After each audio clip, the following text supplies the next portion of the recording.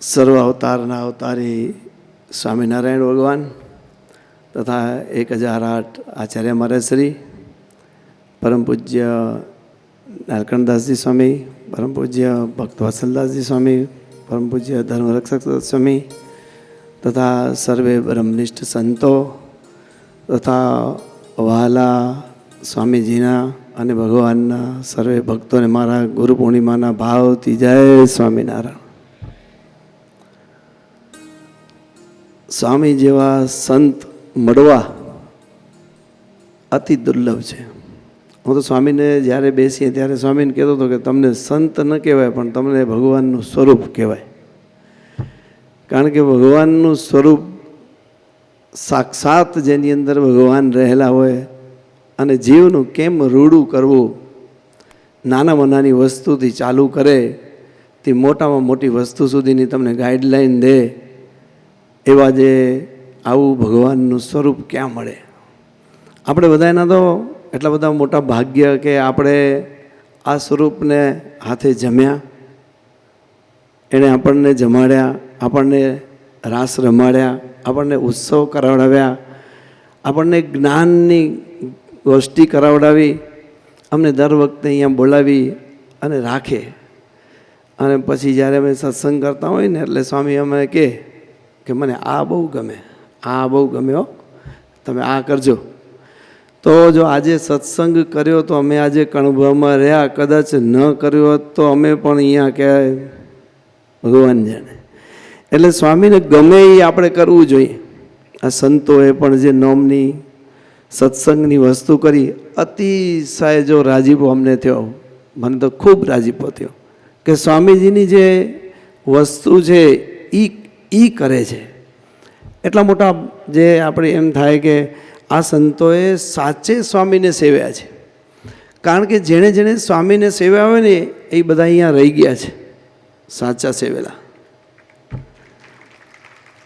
આમાં ખોટી વાત કે અતિશયોક્તિ નથી કરતો કે મારે કોઈની પક્ષાપક્ષી કરવી જેવું નથી, પણ જેણે સ્વામીને સેવ્યા છે, સ્વામીની રીત શું હતી, સ્વામીને શું ગમતું હતું, સ્વામીને શું ગમે, શું કરવું જોઈએ, એ સ્વામી આપણને બધાને કરાવડાવ્યું છે. અને સ્વામી છે ને તે જરાય ગરજ ન રાખતા, એક સેકન્ડની પણ ગરજ કોઈની ન જોઈએ. સ્વામીને જેમ કહેવું એમ કે, સ્વામીને જેમ કરાવવું એમ કરાવડાવે. આ ધ્યાની સ્વામીની વસ્તુ હતી. અને જેને ગરજ હોય એ અહીંયા પડ્યા રહે. ગરજુ જે થાય ને, જેને મોક્ષની ગરજ હોય, બીજી નહીં, પણ મેને મોક્ષની ગરજ હોય, જેને જે આવા ભગવાન ઓળખવાની ગરજ હોય, એનું સ્વામીજને અહીંયા એને બધાનું સિંચન કર્યું. અને આપણું એવું સિંચન કર્યું કે આવા પૂર્ણ પુરુષોત્તમ નારાયણને ઓળખાવ્યા. આ ભગવાન ઓળખવાને એ ઘાટી છે. આ ગુણાતીતાનંદ સ્વામીએ કીધું ભગવાન ઓળખવા અને સાધુ ઓળખવા આ બે ઘાટી છે. આ તમારા બધાને અહીંયાથી આજે ગુરુ પૂનમના હું તો ખરેખર દંડવત કરું કે તમે ભગવાનને ઓળખ્યા ને સાધુને પણ ઓળખ્યા.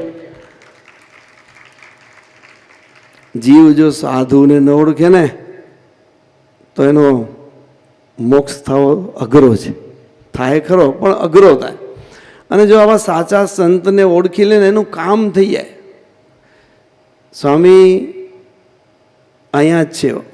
આપણને એમ થાય પણ સ્વામી આપણી સાથે જ છે. જ્યારે જ્યારે આપણે સ્વામીને યાદ કરીએ ને જે બધી વસ્તુઓ કરીએ એ આપણને અનુભૂતિઓ બધી થાય કે આપણને જે વસ્તુ અત્યારે શીખવાડી એ બધી આપણને અત્યારે કામ આવે છે. એક એક વસ્તુ કામ આવે છે.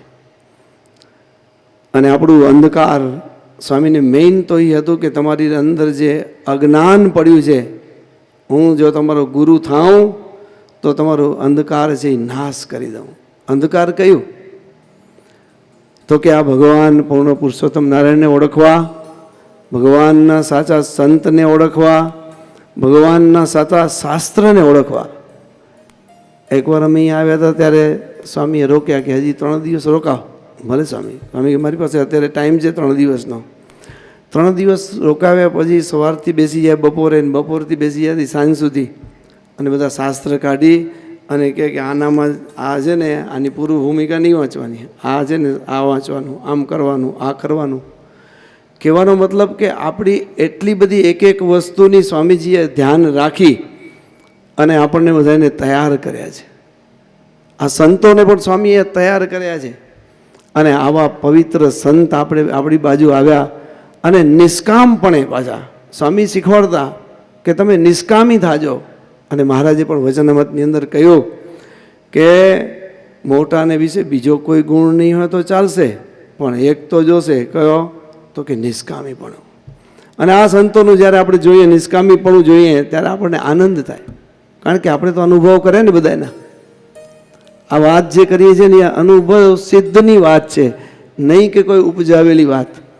એટલે આપણા જેમ હમણાં વાત કરી કે મોટા ભાગ્ય છે, ખરેખર મોટા ભાગ્ય છે. અને આમાં પડ્યા રહેશું ને તો એ આપણું કામ થઈ ગયું છે, કરવાનું નથી, થઈ જ ગયું છે 100%. આનામાં કાંઈ બાકી નથી. તો આજની આવી સુંદર ગુરુ પૂર્ણિમા દિવસ અમારા બધાએ હરિભક્તો, અમે દર વખતે ઘણા વર્ષોથી આવતા હતા અને આવીએ છીએ. આજે પણ ઘણા બધા હરિભક્તો મારી સાથે આવ્યા છે. ત્યાંથી બધા હરિભક્તોએ બધાને સંતોને બધાને સ્વામિનારાયણ કહ્યા છે. અને બસ હવે આટલી વાત કરી મારી વાણીને વિરામ. સહજાનંદ સ્વામી મહારાજની